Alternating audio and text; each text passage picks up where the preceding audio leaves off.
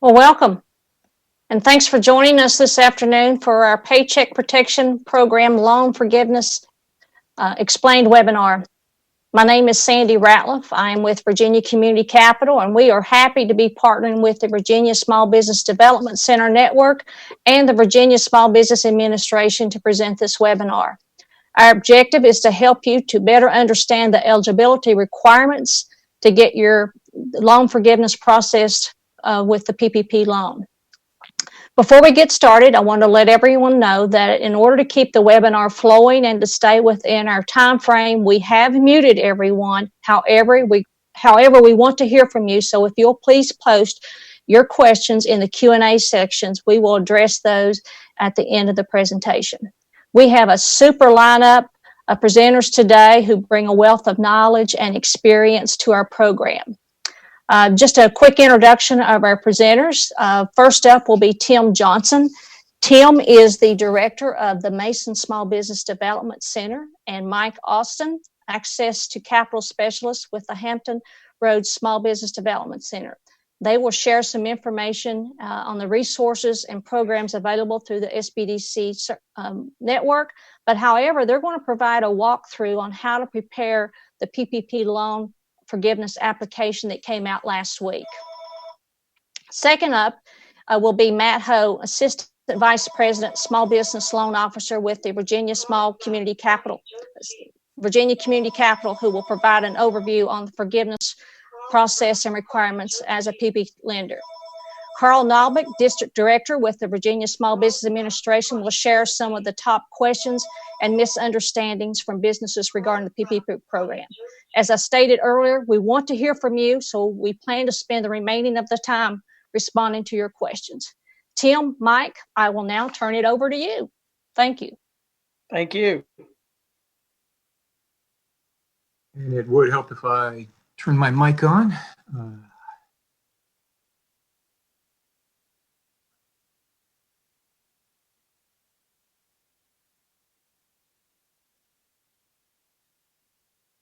Good afternoon, everyone. Happy Friday. I am Tim Johnson.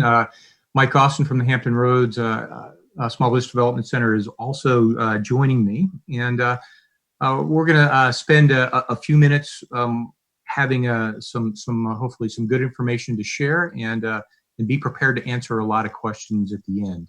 But first off, I want to talk a little bit about the Virginia Small Business Development Network. We are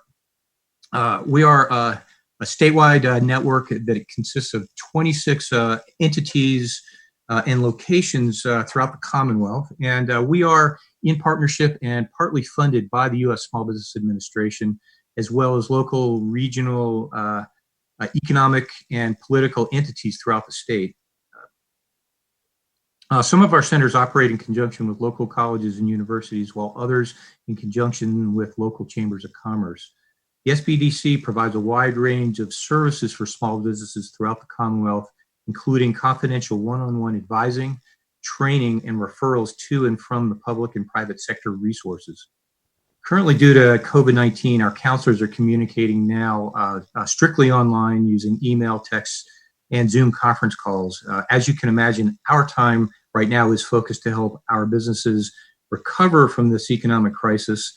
We're here to help you, the vital small businesses of Virginia, and the first step is to seek help with us. So visit us at www.virginiaspdc.org and sign up for assistance. We strive to provide timely and accurate resources to our fellow residents of the Commonwealth. So in response to the COVID-19 crisis, the federal government established a number of programs specifically to help small businesses, one being the most popular being the Payroll Protection Program, which is providing, starting off with a relief through a loan with a unique feature of the possibility of having some of that loan being forgiven. In theory, it does sound great, but the devil is in the details. So today we'll discuss some of the provisions of the PPP loan forgiveness process, as well as insights from Virginia Virginia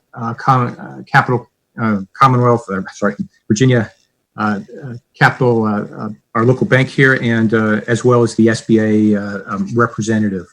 Please keep in mind that the SBA continues to update guidance for both borrowers and lenders. So the information provided is based on the most current information issued by the SBA and is subject to change as the agency fine-tunes the forgiveness application process. However, given the program commenced funding in early April, that means some of the borrowers are nearing the end of the 8-week advance period. We felt it was important to provide you with insights on how to maximize the PPP forgiveness. So with that, what I'm going to talk about here through this early part is I'm going to walk through some of the application overview, talk about some of the schedule completion, the application itself, and some of the safe harbor tests that are built into this. And we have a few pages on tips and considerations. And if you have not downloaded the actual application, it's an 11-page form that it was provided by the Treasury Department and the SBA just about 2 weeks ago. If you've not downloaded that, certainly do so and read it, and that's exactly what we're going to go over. This presentation and a number of other resources are going to be provided on our website, on our Recovery Resources Center page, and it includes this presentation's supporting documents. So I'm going to jump right into it. So if you were to download the form, you'll start to see something that looks like this. It certainly starts off with instructions right off the bat, but I'll kind of break it down into what's most important in here. Certainly it is the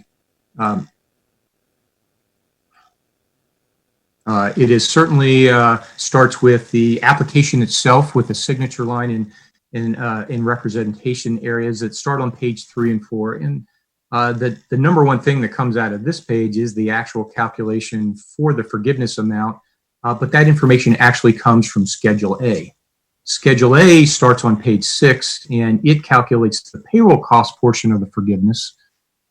And that is actually fed by the Schedule A worksheet that starts on page 9. And it is where cash compensation for employees are documented. There are 2 tables. Table 1 is for employees earning under $100,000. Table 2 is for those employees that had earned over $100,000 last year. There is a section for the full-time equivalent determination as well as potential salary reduction determination. I'll explain that in a minute. So where do we start? We actually have to start with Schedule A. So if you look at it, it looks something like this. The worksheet is looking for you to provide specific information, though granted, unless you only have 7 employees, you probably may need something a little bigger than this. What we've developed is a spreadsheet that mimics this application and would allow you to add as many rows as possible. It is detailing the cash compensation, the FTE count, and potentially a salary wage reduction calculation that I'll explain in a little bit. So what goes in here? Well, we start with the gross paid wages during the 8-week period for each employee. And technically, it should match your payroll register. I was looking at what ADP provides if they happen to be your payroll register, payroll provider, and they've actually already written reports, so you can easily download the specific payroll report that will detail by employee the wages that have been paid during your 8-week period. In addition to that, the next column is the FTE calculation during this period, and it is there to determine how many FTEs do you have during this 8-week period. And the entry would be, if you were at full-time employee, you would put 1.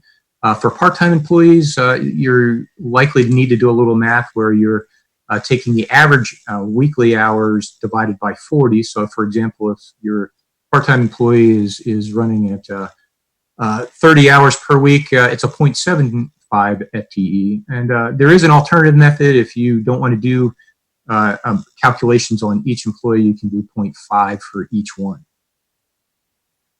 The other part is something called the salary hourly wage reduction calculation. It is also done for each employee based on a set of safe harbor tests. You'll find the test questions start on page 7 and end on page 8. And it is, we'll get into that in a little bit. So what you do need to gather now is your payroll registers for the covered 8-week period and the comparison period that this will be certainly compared against. For those who run, you would say 2-week payrolls, that your fourth payroll of the period may fall just outside of the 8 weeks. There is an alternative period you can select that will slide essentially the 8-week forgiveness period a week in order to accommodate that fourth payroll. So when we look at a couple of the more challenging parts of this, refer to the test questions that begin on page 7, and it is to be applied against each employee. And so one of the things that I think Congress intended was that with receiving of this PPP and maintain employment that you did prior to the COVID crisis to begin. So the idea of this calculation is looking to count the number of FTEs you have and then be able to compare it against the previous period. The two that you can choose from is January through February 29th of this year, or comparing it to February through June of last year. And the thought is, if you have fewer employees, did not bring everyone back, then there'll be a % reduction that is calculated on line 13 of Schedule A. And then the salary wage payment reduction, again, is another test in which Congress was looking for you to maintain salaries and hourly wages for your employees. And if you were in a position where you reduced salaries and wages below 7% of that, you're going to do tests. These are looking to compare some annualized salaries at several different dates. And in the end, should you have at an employee level reduce certain pay levels, there'll be a % calculation that will be applied to the 8 weeks that you've paid for that employee. That it's a fairly comprehensive set of questions, and we'll certainly be there to help you understand the math and how you would be able to work through those questions should you do it. However, if your employee reduce, you've actually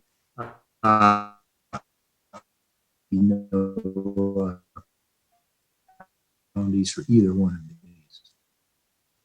So at this point, with lines 1, 2, and 3 are coming from your worksheets on table 1, and line 3 is where you're going to transfer salary 3, and if there is no reduction, you'll be entering 0 at this particular point. For the middle part of it, lines 4 and 5 is the table 2. That would be for the compensation for employees that were earning over 100,000 last year, and then we're also getting their FTE count on line 5. And lines 6 and 7 are where now you're putting some other cash information related to your employees, including their health insurance and the retirement costs that you're paying on behalf of them. But keep in mind, this is for cash that's been paid during the period. Now, if you've incurred but haven't paid it, that's okay, as long as you're only counting those expenses that were incurred during the 8-week period. You cannot do a big prepayment for the full year to have it applied, and we want to make sure that that you adhere to the specific rules of this application.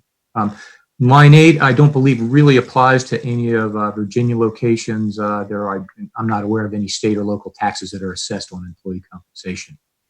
And then we get to line 9. This is an important one. This is where your business owners need to enter their compensation. They would not provide that compensation in the list on tables 1 or 2. And keep in mind, there are some limitations. There is a provision that said, first of all, can't be any more than 15,385, which is the maximum any employee can take during the 8-week period. But it also is limited based on the owner's compensation from the year before. So if an owner was paid less than $100,000 a year before, you would only be able to take the 8-week portion of the compensation from the year before instead of maxing out potentially an important thing to keep in mind. And then the bottom of Schedule A is where we will calculate the total payroll costs and then bring in the FTE calculation reduction if there is any. And that really has to do with if you paid less employees than you did during the coverage period, you'll get a reduction in the overall ability to get your entire payroll forgiven. So at this point, with this part of the application completed, you're ready to move on to the formal page 2 application that is at the beginning. So a number of these fields come from Schedule A, with the 2 that I've circled in red, which is where you bring in the mortgage insurance, rent, and business utility payments into this form. And then on line 10 is where you bring in the actual amount of your PPP loan. And from this point, the remaining calculations will drive towards calculating your forgiveness amount. And it is really going to look at 3 factors. One is, have you, your forgiveness amount has to keep in mind that you've at least covered 75% of your payroll. And it's going to look at the modified total if it's been reduced because of the FTE portion, or it's the loan amount itself, which is, we're looking at one of 3 lowest amounts on this line. But we do have to keep in mind this is straight out of the instructions. Line 11 is taking the smallest of lines 8, 9, or 10. However, I do see in the instructions that said if you received an EIDL advance amount, that will be subtracted from the forgiveness amount, and you'll not be able to to keep that. It'll convert into the loan portion of this going forward. The remaining boxes on the application include the initials and signatures on page 4. And your lender will be providing you a list of supporting documentation, though it is likely that you'll be providing specific information at the employee level on how you calculated your payroll, as well as documentation on evidence of utilities, rent, and other costs that are part of the forgiven calculation.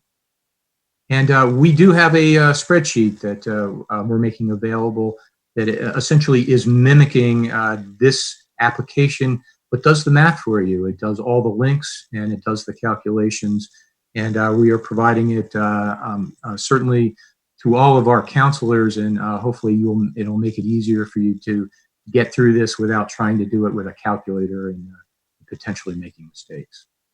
So you'll see, the final part will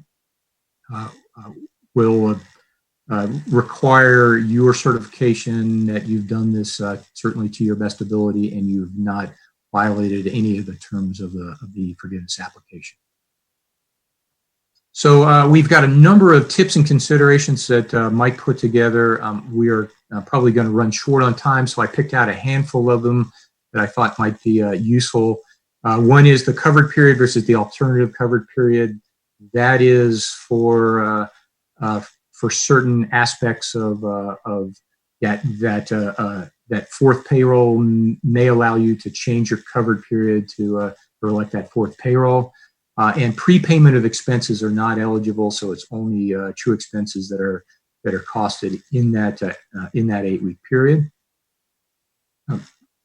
There is also I understand, a provision that if you've made a written offer for an employee to return to work and they've refused, or you've terminated an employee for cause, that won't be held against you as part of the FTE calculation.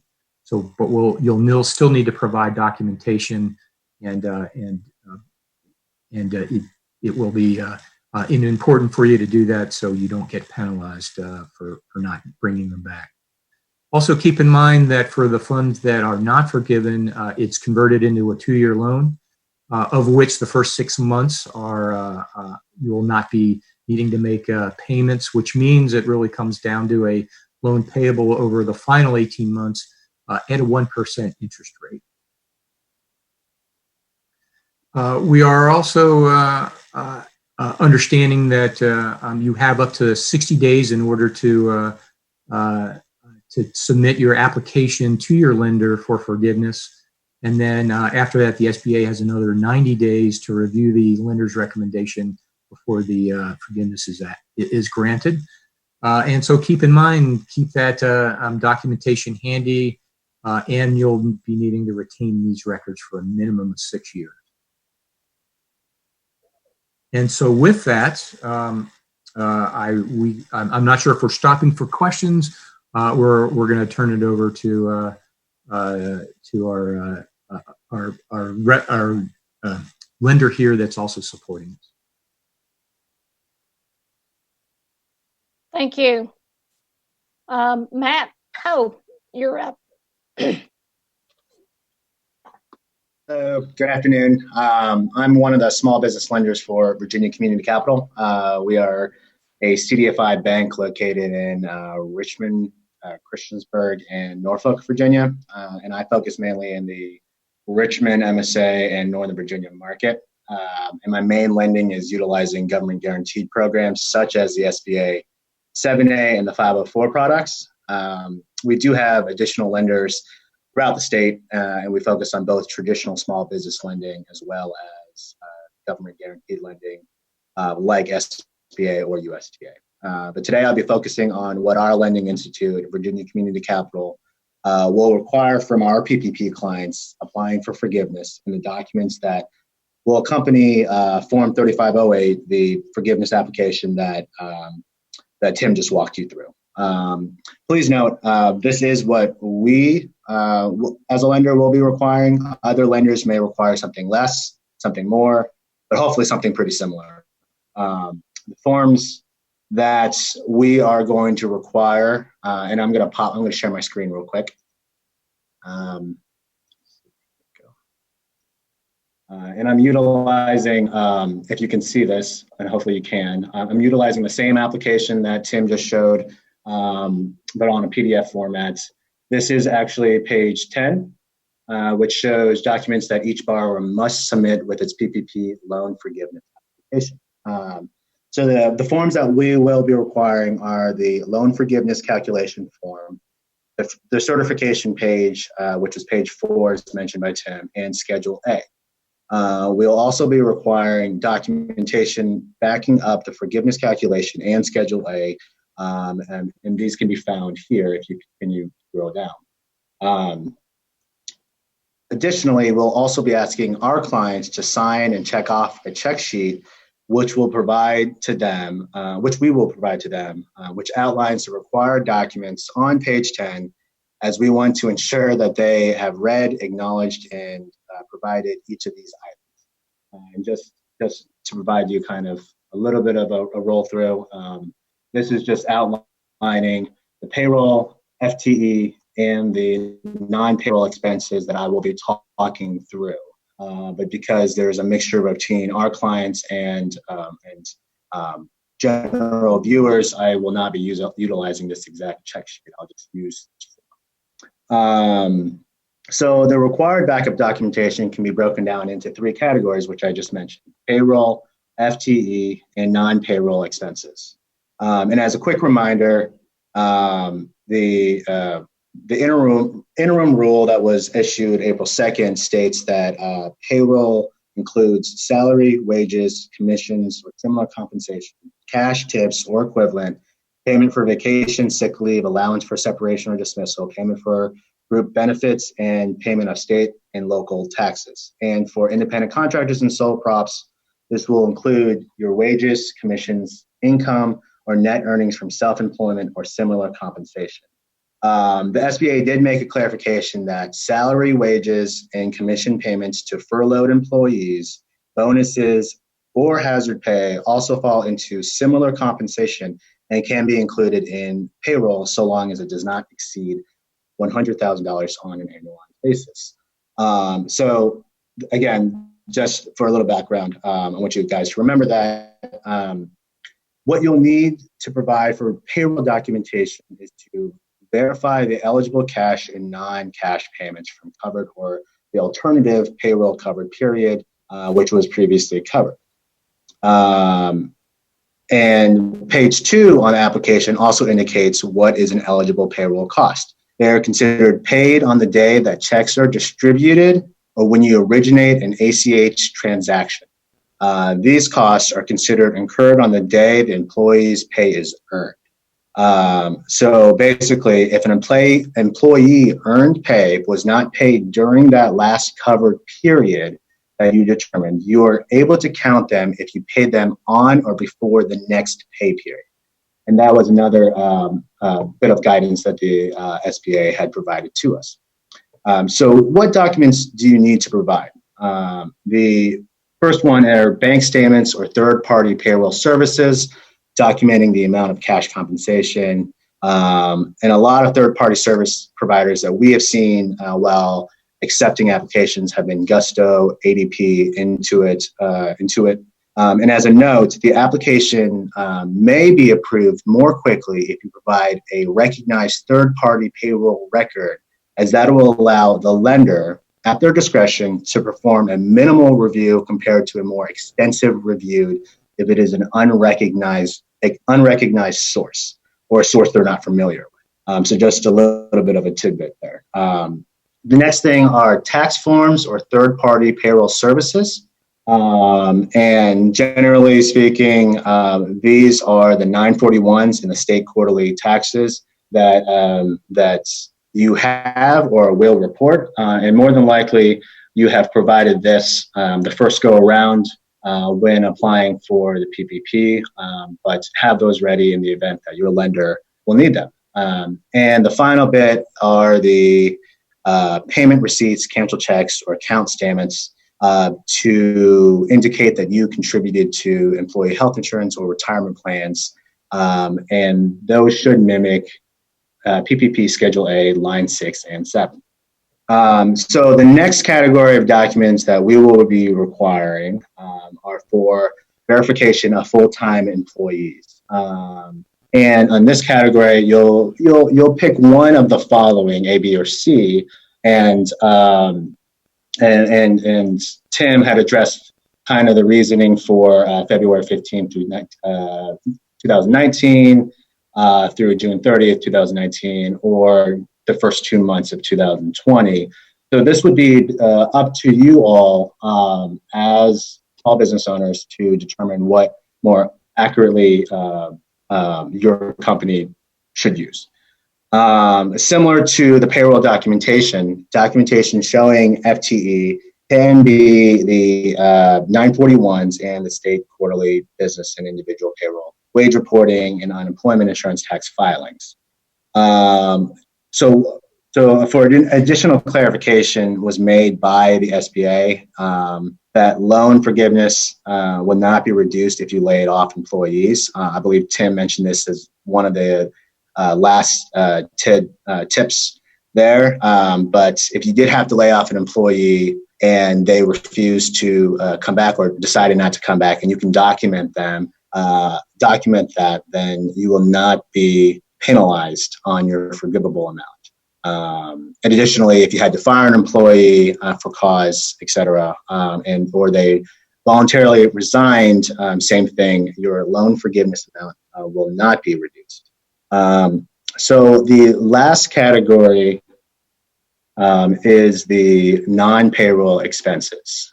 Documents in this category need to verify obligations and services prior to February 15th and eligible payments from the covered period. Remember that for total forgiveness, this category cannot exceed 25% of the total forgiveness amount, the other 75% being payroll. So going down the list, the first one is business mortgage interest payments. So what you'll need to do is contact your lender if this category applies to you and have them provide you a copy of the amortization schedule. And you'll need to also provide receipts or checks showing that you made payments during the covered period. Or you can provide a mortgage lender account statement from February 2020 and the months of the covered period. The next one is business rent or lease payments. So for this one, you would need to provide a current lease agreement and receipts verifying you made payments during those covered period, or the lessor's account statements, not the lessee's account statements, but the lessor's account statements from February 2020 from the covered period through 1 month after the covered period. And the following one is business utility payments. And these will be copies of invoices from February 2020, and those paid during the covered period, similar to business rent and mortgage interest, to verify those eligible payments. On page 2 of this application, they do clarify what utilities fall under, and it is electricity, gas, water, transportation, telephone, or internet access for which service began before February 15, 2020. So I know we've all received a lot of questions, and there's a lot of there was some ambiguity on what was covered under utility. So hopefully that helps some of you all. And please note that non-payroll costs must be paid during the covered period or incurred during the covered period and paid on or before the next regular billing date, even if the billing date is after the covered period. Meaning, if a borrower's covered period ends, let's say, on July 26th, and its electricity payment or whatever utility it is for July is not paid until August 10th, the electricity payments, the electricity expenses between July 1st and July 26th are forgivable, so long as you made payments on or before the next billing date. So with those 3 categories of documentations and the application worksheet and the calculation page and the certification page, we will be looking for through the application, and we'll check the following items. We'll confirm receipt of the borrower certification, page 4. We'll confirm receipt of the documentation you must provide, which was all the documentation we just listed out. And then we'll confirm the calculation on the borrower's loan application, including the dollar amount of the cash compensation, non-cash compensation, and compensation owners claimed on lines 1, 4, 6, 7, 8, and 9 on Schedule A, and the business mortgage expense, utilities, non-payroll expenses claimed on lines 2, 3, and 4. And we'll back check that with all the documentation that you have provided. And then finally, we'll confirm that the calculation that you made on line 10 was correct by dividing that number claimed on line 1 by 0.75. So that is essentially what we will be doing. And as a note, Tim had also followed up with this, but we as a lender will have 60 days from the receipt of complete forgiveness application to issue a decision to the SBA. At that point, Carl and the SBA will we'll file to the SBA indicating whether we approve in part or in whole, we deny, or we deny without prejudice due to a pending SBA review. And at that time, we are allowed to request payment from the SBA on your behalf for the forgiveness.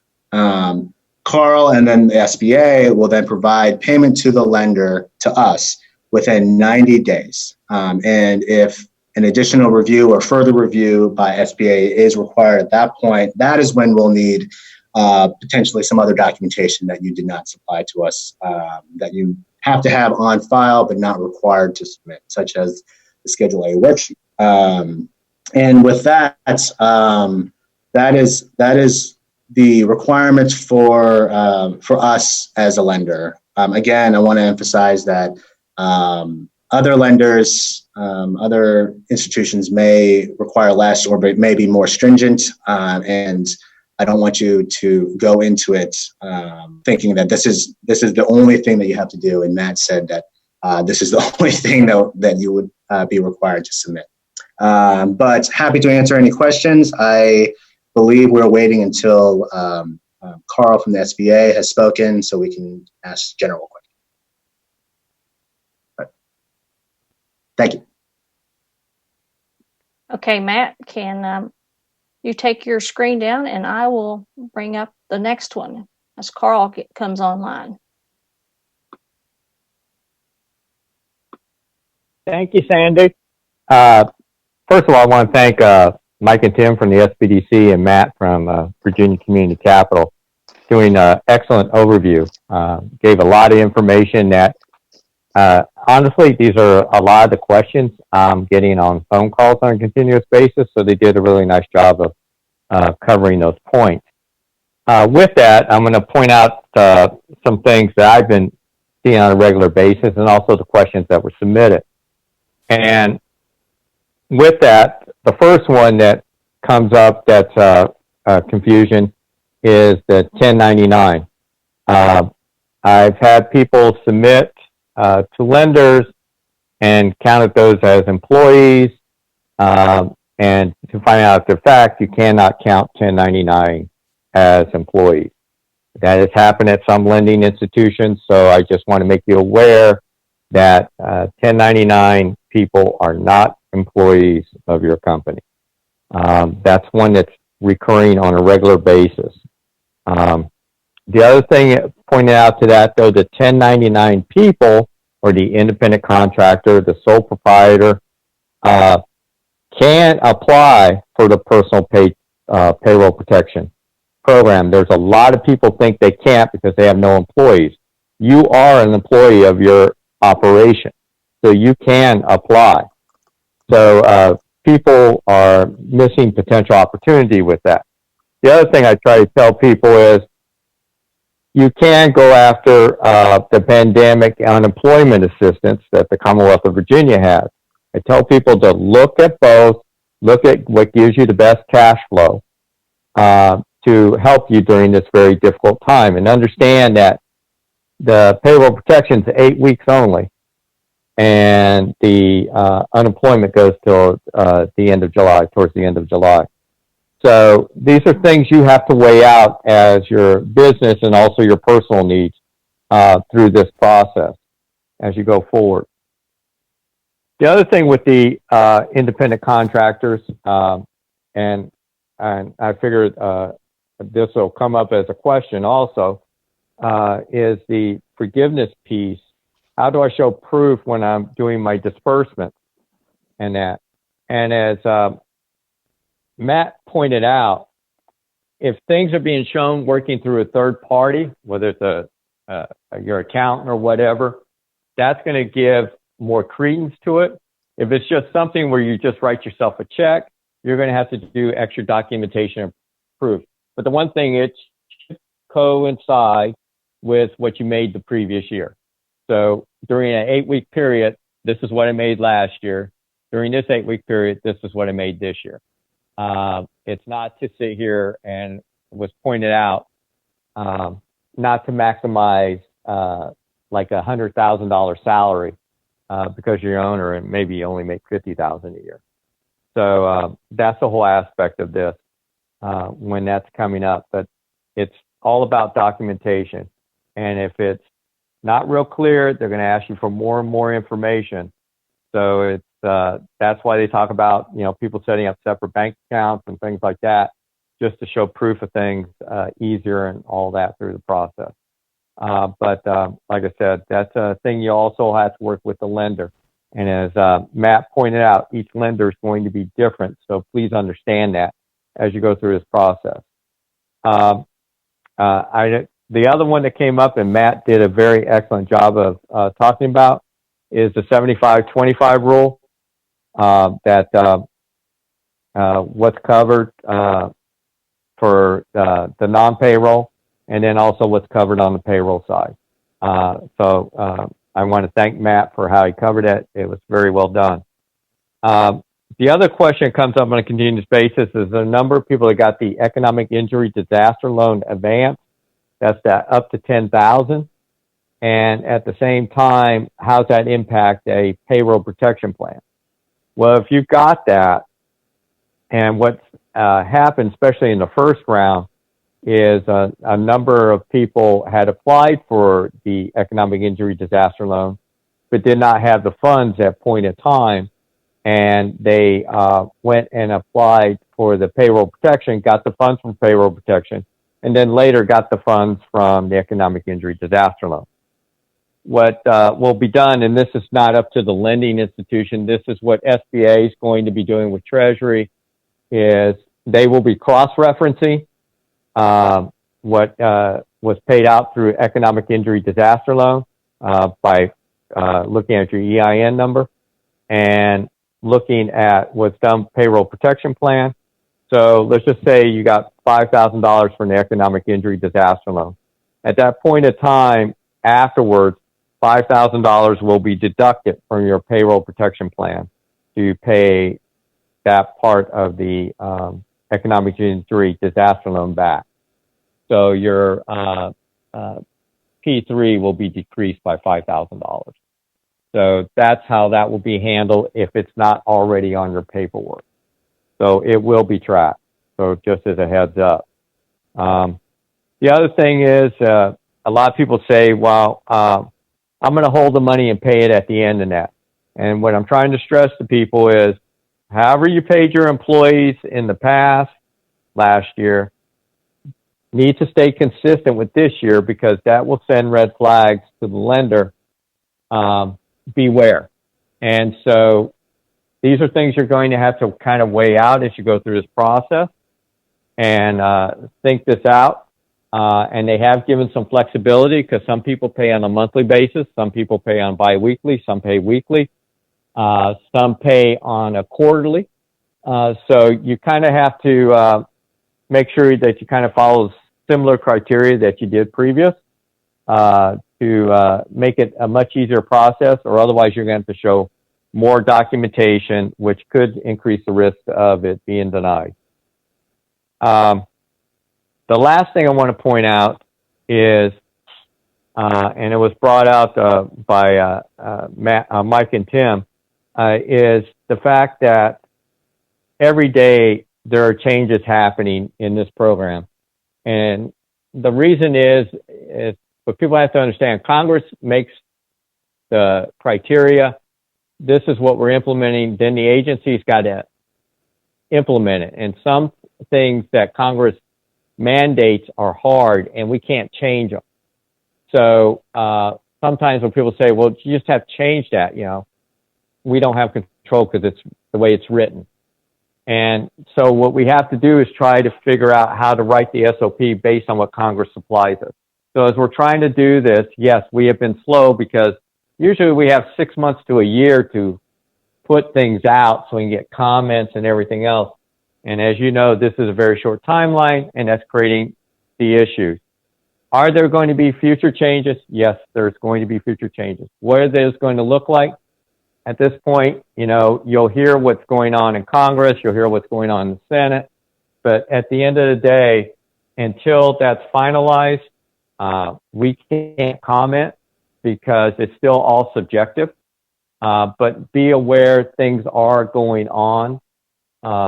Trying to listen to what was brought out by the businesses way back when it was just being thought of. Comments were made in that, and as time has moved forward, they saw how important the relevance those comments are now, because everybody made the assumption that we would be already back to work with minor impact with the coronavirus when this originally came out. Unfortunately, did not happen. So all these factors are being looked in at this point now, much later in the game, and it's unfortunate for those ones that got money in the first round. But those that maybe are going to look for money here later may get the benefits of this more. So, but just understand some changes are going to be coming, and some things that we're saying today, in 2 weeks may be totally different. And you'll say, well, they said this. Please understand that's just the way this whole operation has worked through the process. Perfect example was the FTE. The FTE was asked when it first came out, and realized you never even heard the definition of FTE until we got the forgiveness paperwork. So that's the issues that we've been running behind, trying to keep you informed, trying to keep the lenders informed, who I commend immensely for what they've been doing, yeoman's task, through this whole process, trying to adapt as new things come out. And I want to commend Virginia Community Capital for its work and efforts through this whole process. And also the SBDCs who have stepped up and like developing this form to try to make it easier for their customers and everything.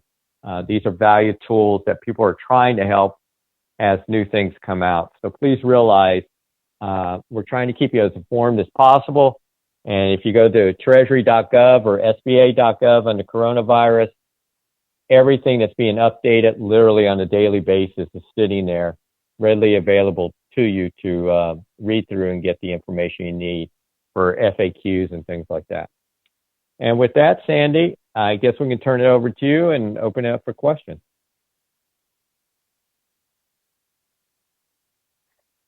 Thanks, Carl. You certainly have got lots and lots of questions, so don't go off anywhere in a hurry. Session, and yes, they will be. And for our SBDC friends, you will include that link with the email that will have the. So get ready. I'm going to start with the questions. We stopped making 401k contributions in late March. Can we make both current and past the forgiveness request? This is Carl. Yes, if they figured that into their original submittal when they put their packet together, they can. The reason I bring that up because people are doing it, and when I talked to them, I said, "Did you figure this into your original submittal when you submitted to the lender and that?" And there's been a number of people who did not calculate those numbers. So they may end up on a shortfall, which I've seen several people say, well, I'm shortfall. And so I'm just telling people, be aware of that as they go through this process. If you calculate in, yeah. If you did not calculate in, you're really going to have to look at this much closer. Okay.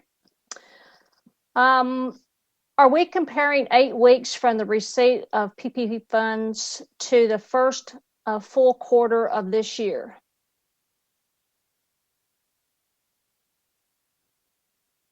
They're talking from January to March 31st?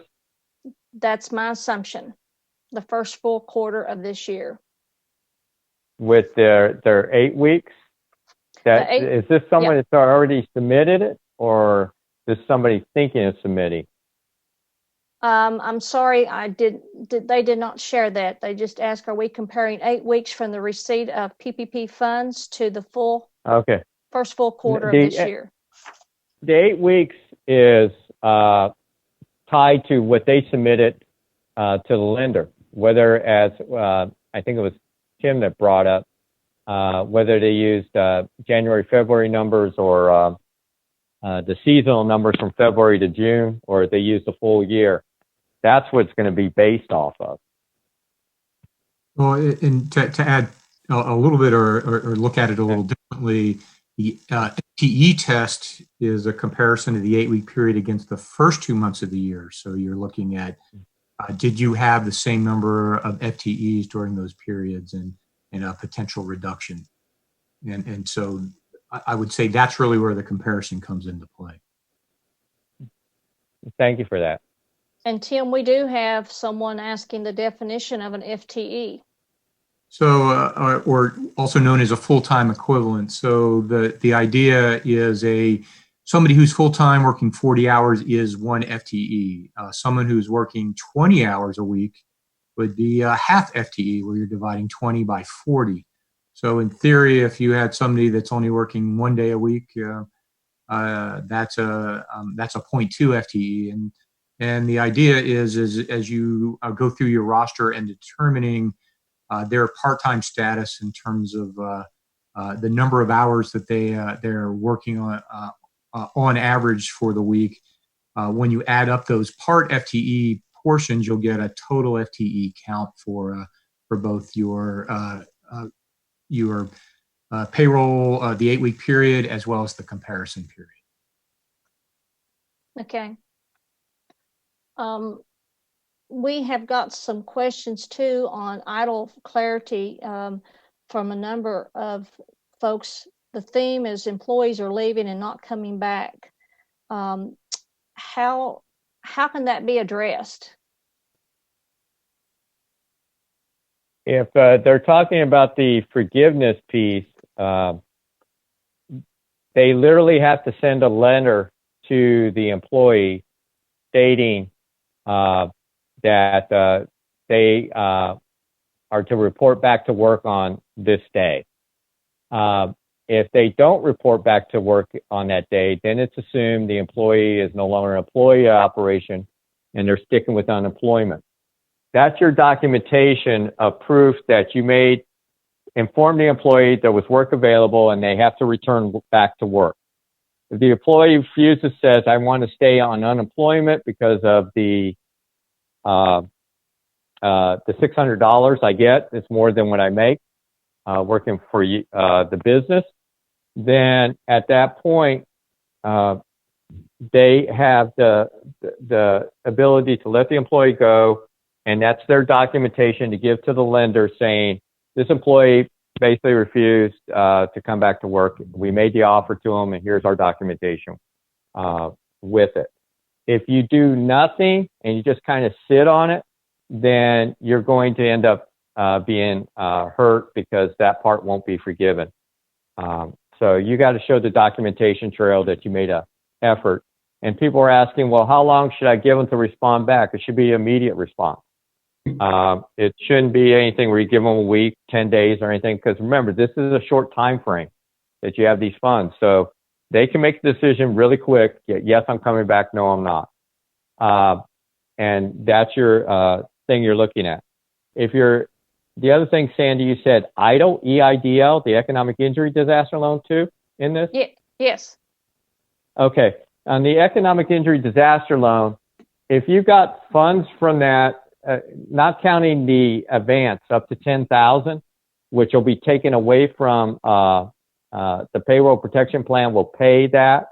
So whatever dollar amount you got from that up to $10,000 will be pulled off payroll protection to pay that off. But if they got a true economic injury disaster loan, that it's a loan they're going to pay back, then they have to do not use any of those idle funds during that time, the EIDL funds, for payroll purposes during that 8-week period. So like I've had people call and say, I don't have enough funds to pay my employees for 8 weeks. I only have enough funds for 6 weeks, and which means they miscalculate from the get-go. And so I'm going to use my idle funds for that. And I'm telling them, no, don't do that, because that will violate, because the funds are for 8 weeks. And even though you didn't calculate right, you do that, you're going to cost yourself the penalty that the whole loan may not be forgiven.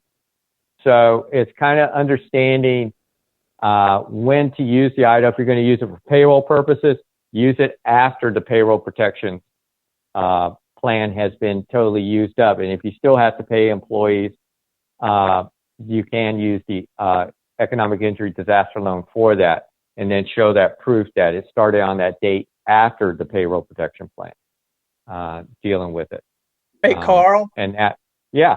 This is Mike Austin. There's another caveat to that of employees that do not want to come back to work. I believe that the employer is required to notify the state unemployment office that these people want to stay on unemployment. And they have to do that within 30 days of receiving notice from the employee they no longer want to be employed. Right. Yeah, Because- you're right. Because I was going to get to that, but yes, you're absolutely correct. And the state has made it easy. If you go to their website, there's actually a place where you push a button and you can log your information into it. Okay. Continuing on, talking about taxes and insurance and 401 contributions, are they included in the calculations? Matt, you want to take that? Because you covered that very nicely. Yes, let me, so 401k contributions are included, employer 401 contributions are included in the calculations, and state and local taxes are can also be included in the payroll calculations. Also, in addition to that, employee benefits contributions of group healthcare payments can also be included. Yes, that is what we can include in that. And additionally, again, the clarification was made that furloughed employees, bonuses, and hazard pay fall into similar compensation and can be included in payroll as well. I know that there's been questions on that. And Matt, kind of on that line, or the SBDC folks, could you give a quick review of the required documents to show the use of funds? What kind of documentation do they have to share? It would be, I mean, you would need to supply all the documentation that we just went over, and I can do that probably pretty quickly. So it's payroll, full-time equivalents, and non-payroll expenses.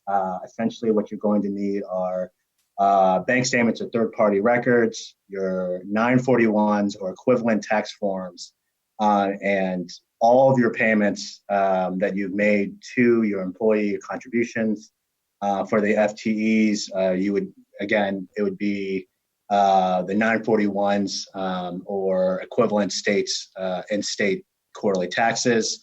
And for the non-payroll expenses, whatever utilities or obligations that you have, you need to show that, one, you are in service or under an obligation prior or on February 15th or before, and that you have made those payments during the covered period of whatever that 8-week period is that you have. And you'd have to supply receipts or invoices or whatever it may be.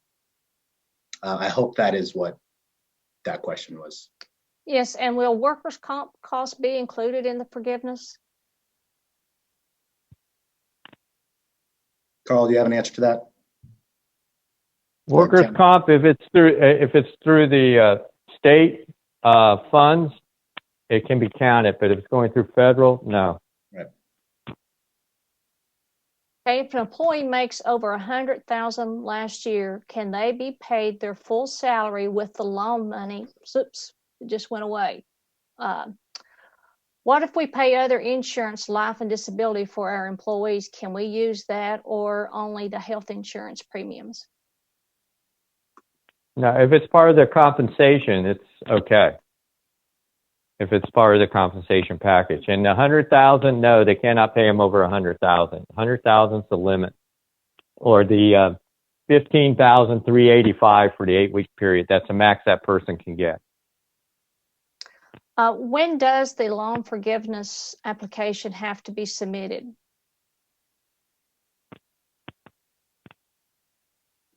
You mean after they're complete with it? Yes. When's the deadline to have it completed? I think I'm going blank on it. I was going to say they have a length of time. Don't quote me on this. I'm going to say 60 to 90 days. But, I figure everyone's going to try to get in as quickly as possible. Okay.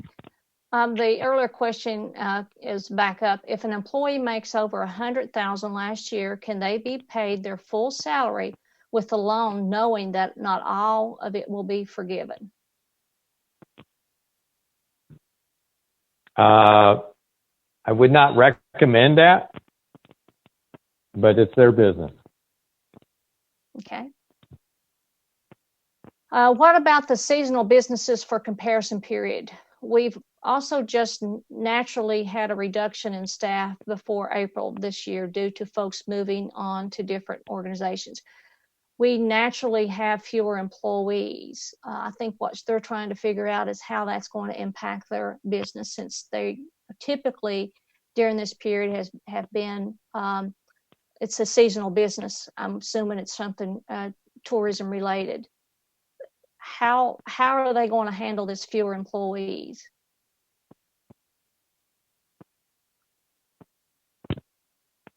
I'll give you SBA's viewpoint. Matt may want to give a viewpoint from a lender's perspective. We're looking at the fact that we know because of government mandates of activities impacting to the fact that the phase rollouts, so you're not going to get full help with that, and then people just on the safety side not traveling like they typically would. That's all just documentation saying this is what I calculated on before, this is what it is now. I did not use all the funds because of these reasons. That's the idea eventually of why the forgiveness for it. You're pointing out all the things that were out of your control with it. It's not a hard number type thing. It's just reality, what we read in the news every day. So that's what SBA will kind of have perspective. It's kind of, Matt, what would you guys look at for somebody that's trying to do everything right based on last year's numbers, but this year, just because of government mandates and things like that, they hadn't hit their numbers like they wanted to? Yeah. So if I recall, Sandy, you had mentioned that if employees moved on to other jobs or occupation or other temporary work, and they aren't coming back, I think that was addressed for the voluntarily resigning or potentially requesting a reduction in schedule, and that if obviously it would be a case-by-case situation, so we'd have to take a look into it. That loan forgiveness amount will not be reduced if there is validity in that. In regards to the natural number of FTEs decreasing due to events due to COVID and the phased opening of certain regions throughout Virginia, we'd have to take a look at it. I mean, I'm apologize. I can't answer that fully right now. I would like to think that we would coincide with what SBA has says, and we'd probably reach out to our local district office or Carl to figure out the viewpoint of SBA to try to make sure that that it is eligible, and whatever we submit is forgiven for partial or for the full amount. So I know that's sort of a non-answer, but that's where we stand right now. But basically, they need to reach out to their lender on that. Yes, correct. Yes, it would definitely be a lender case-by-case situation, and they would work with SBA or try to figure out based on their own internal guidelines. Well, another thing they could do is also look at the base comparison period that they're using 2019 versus their current situation to help them as well, because there is some flexibility on which period of time they use for their employee base.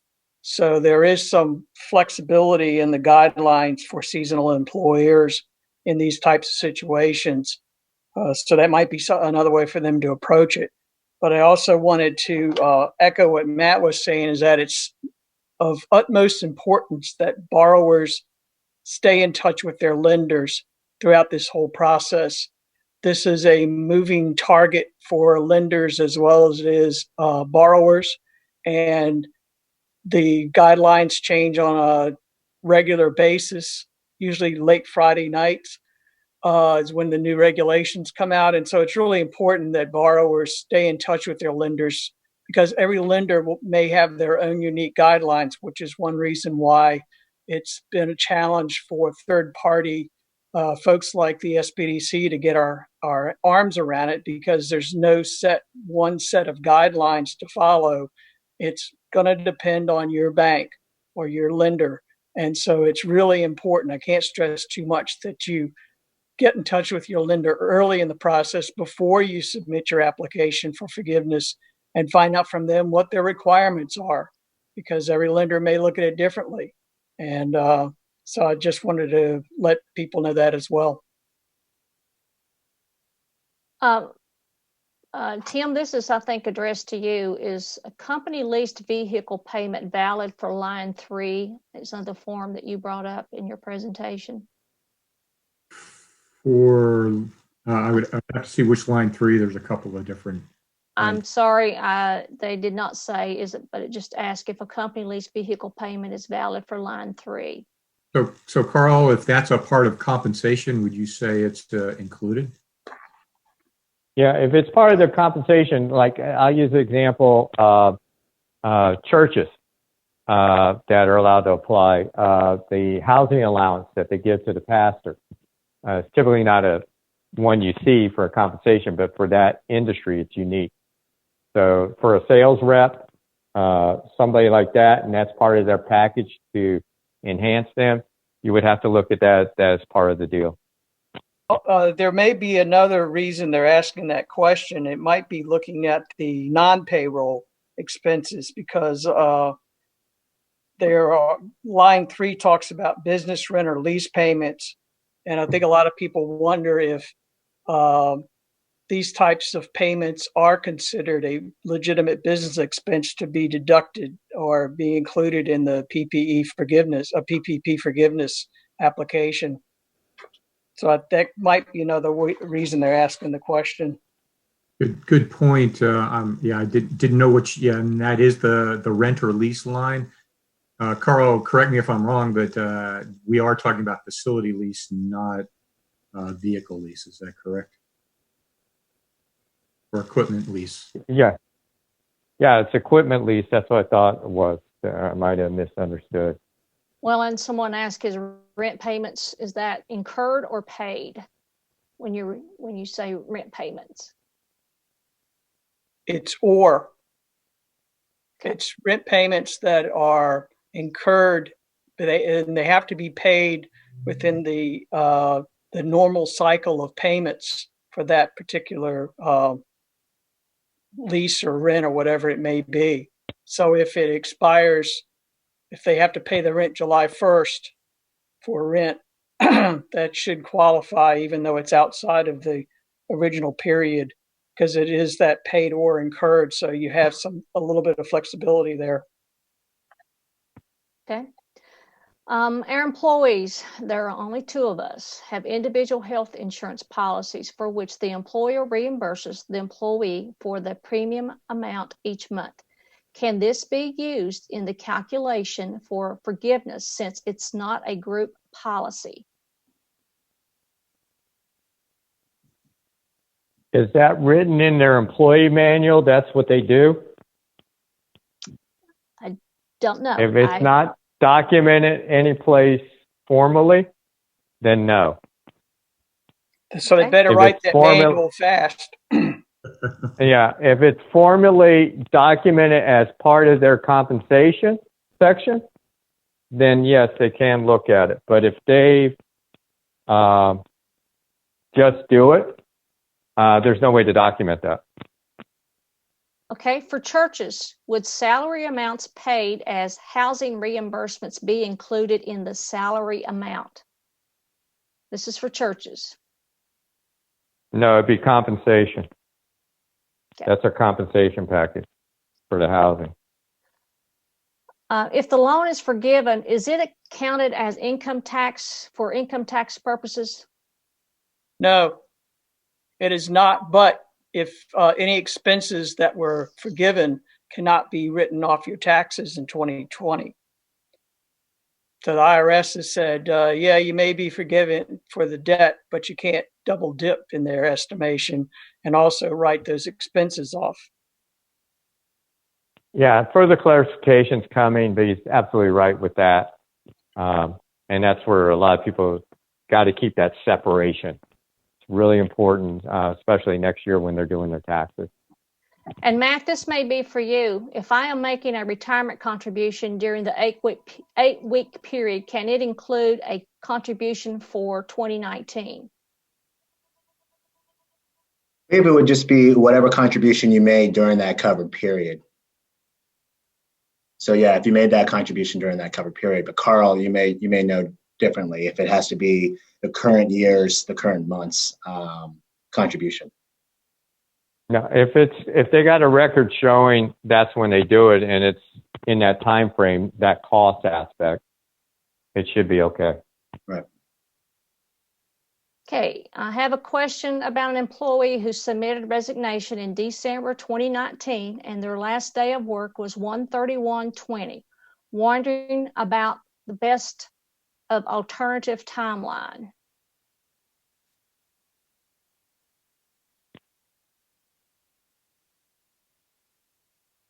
I'm not clear on, you mean, once again, I'm assuming they haven't submitted yet?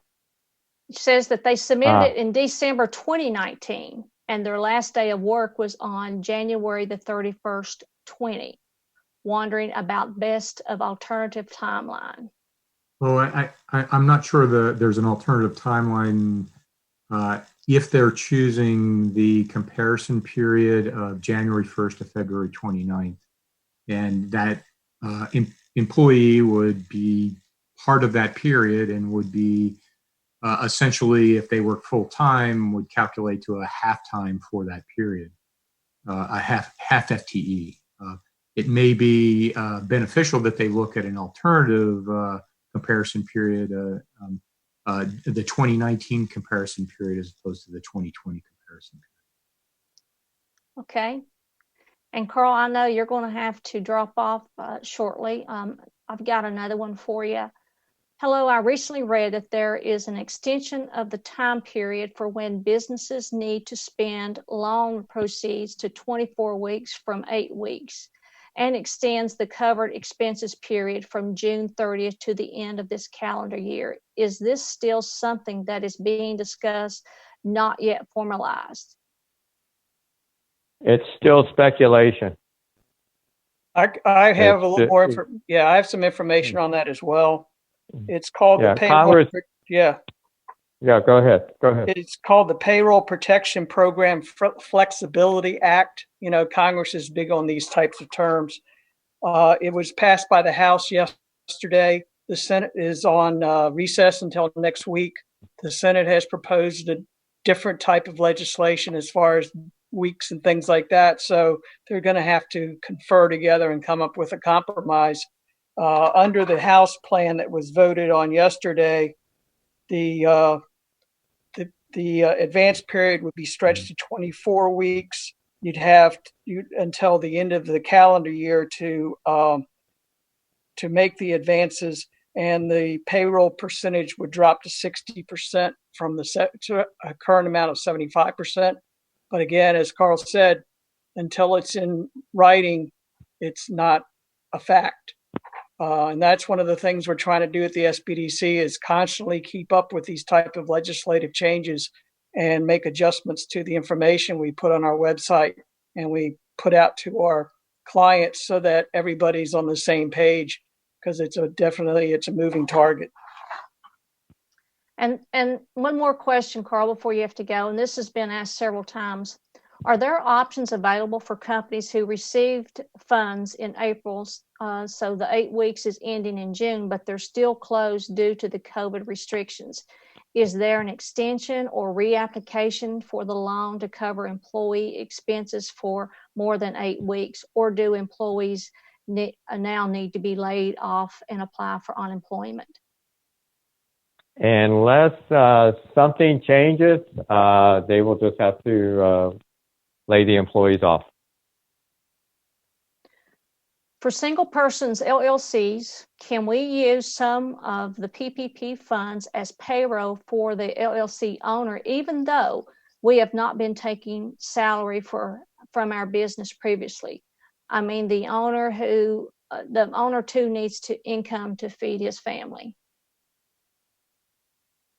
Well, the answer would be yes, that it's not based on the compensation the owner is taken out of the business.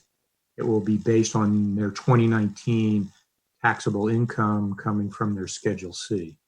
So that would have been the basis for applying for the PPP. And as long as they don't exceed 8 weeks of that value, that would be what they would be eligible to take as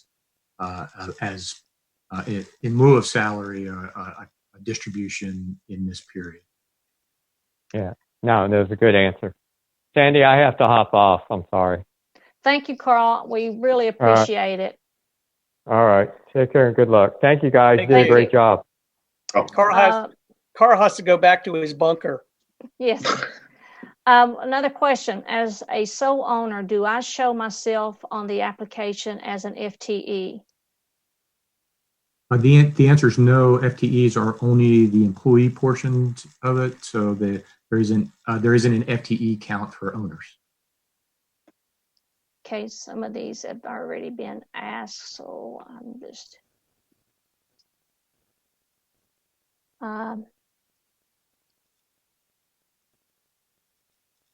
is cash compensation the gross amount of the paycheck?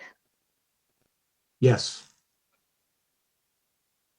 What about an owner who is getting PUA, not paying self, only paying employee? Well, that's a good question. The owner would not, I would think, not be entitled to take unemployment during the 8-week period. That would I would have to think would be certainly a potential issue. Matt, you might want to jump in on that. Sorry, can you rephrase the question? Or can you say the question again? Oh, I just took it off. Sorry. Gosh, now I'd have to go through. I just had taken it away, but I think Tim pretty well covered it. Okay. Looking at it, an owner taking unemployment where they're eligible for the pandemic unemployment assistance, and what I said is they cannot be taking the unemployment assistance during the 8-week period. Yeah, I would agree with that. But that's something that you'd have to talk with the unemployment office, I believe, to make sure that that's coincides. But that seems right. We've got several questions on the PPP loan disbursement date. Can you explain in clarity, is this the date that the funds are actually credited to the business account by the lender, or the notification of the loan approval and the amount is provided by the lending institutions? When is the date that it starts? We are going by the date of disbursement of funds. That's correct. They have to be dispersed within 7 to 10 days after approval, but Correct. The clock starts the day you get the money in your account. And just be really careful how you make sure you segregate those funds some way, because it's going to make the process a lot easier. Okay, how would I handle if one of my FTEs went on short-term disability during the time period? I would think short-term disability qualifies as an FTE exemption. So the employer would still need to provide documentation as to the leave period, but I would think that would be a very acceptable FTE exemption. Can someone obtain the spreadsheet that's been developed on the forgiveness process to automate the computations and so forth? Yeah, I believe that we'll be sending out an email with a download link to this presentation, and as well as that spreadsheet. Guys, they keep coming. The questions just keep coming in, and I'm just trying to randomly get some of them. The PPP loan was paid to me directly as an independent contractor, which is a realtor. It was approved based on a 1099 statements I submitted for 2019. So I do not have payroll statements to provide for the 8 weeks period. What documentation can I provide to ask for forgiveness? Yeah, so for your non-payroll expenses, you would have to supply the same documentation, lease, utility, or rent. And then for to verify yours, you just have to supply your Schedule C, and to my knowledge. And I would think that that they need to at least write a distribution check to themselves during that period. Right, yeah, and the payments for all that, yes, yeah. If I decide, sorry. If I decided to move forward with the EIDL application, would that affect my PPP forgiveness? Well, right now, if you're in the process of getting the EIDL loan and approving that, it should not affect your PPP decision. If there's an advance component, there is an impact where that's going to be deducted from the forgiveness amount. But the two loans are separate from each other as long as they're not used for the same purpose during the same period. And that's the biggest component, is that the EIDL is not used for payroll, essentially. Right.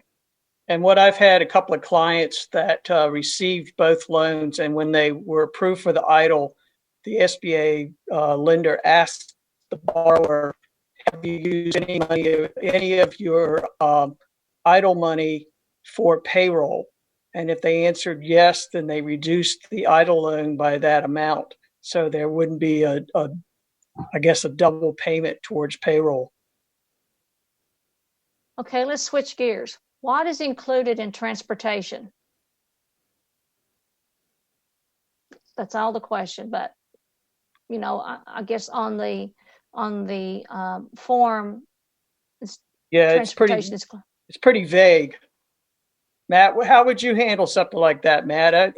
I mean, I've read various things from different industries, like trucking and things like that, and it seems to. I think the thing that they're going to be looking for is how was it done in the past? How did you do this before the crisis came along? How did you document it? What expenses were included in transportation? And then it would be up to the lender to determine whether or not they believe that these are usual and customary expenses. I think that's the way it's going to be handled. I don't know. Yeah, I mean, more than likely that is what a lender will do. They'll go and check with the SBA, the local district office, because there's ambiguity with a lot of and there's vagueness to a lot of the terms. And the SBA, if they receive enough questions from the lenders or banking associations, they will address those questions. So don't feel like you can't ask or you can't try to figure that out with your lender, because hopefully they're reporting that out. But yes, I would more than likely look through previous historical filings and see what they've done in the past, because it is vague. Okay, is there a $15,385 cap on forgivable payroll expenses per employee? If yes, does that apply to owner as well as employees? The answer is yes, it does, with the caveat that the owner would have needed to have earned at least $100,000 in profit or compensation from the prior year. Okay. If we only hire back half of our employees during the 8-week period, will we still qualify for 100% forgiveness if we hire them back, all the employees back by June the 30th? It's my understanding they would.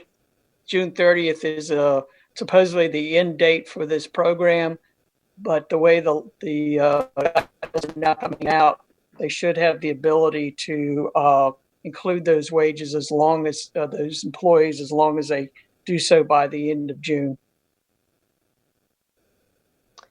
FTEs receive a monthly stipend for cell phone, can these expenses be included in forgiveness application? Only if it is treated and documented as part of their compensation package. I would say if it is a communication or telephone costs designed by the employer because the employer wants those employees to have cell phones, I would say no. Okay. Is there a way to report income and expenses in a different format?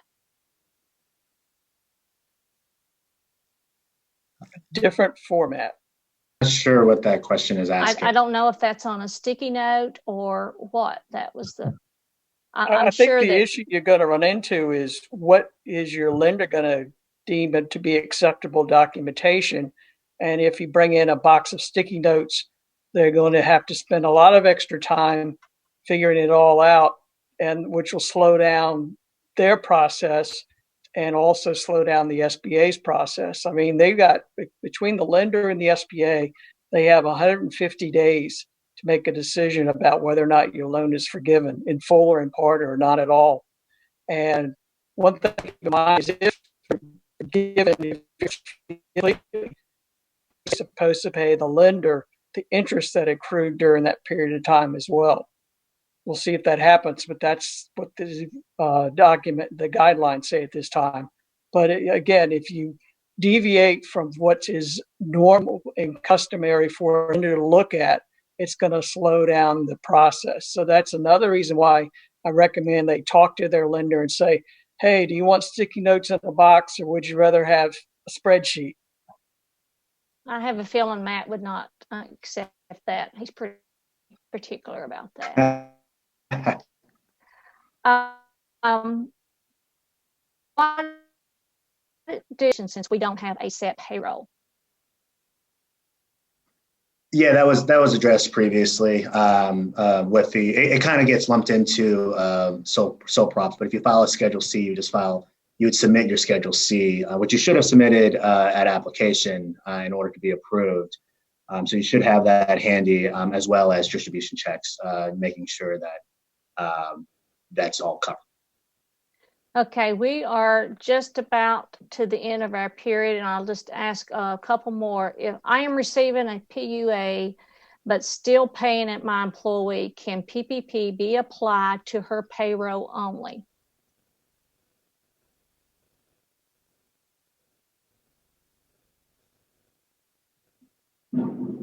Tim, I'm not sure about this one, mainly because I'm not too familiar with the pandemic unemployment assistance. I haven't caught up as much as I should on that one.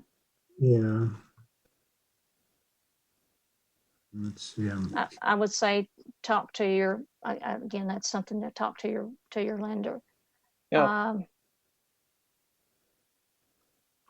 Let me, we're just about to the end. There's a couple questions directly to Carl.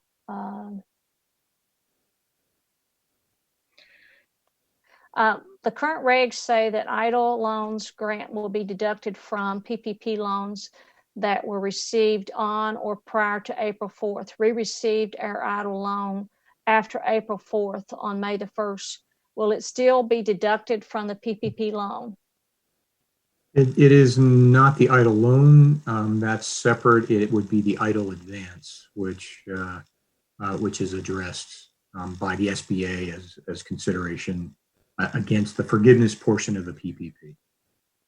Okay.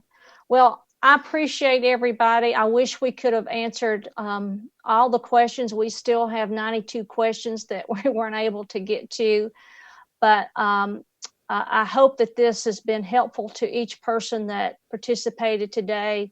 And I want to thank our panelists for your time. I know it took a lot of time and effort to prepare.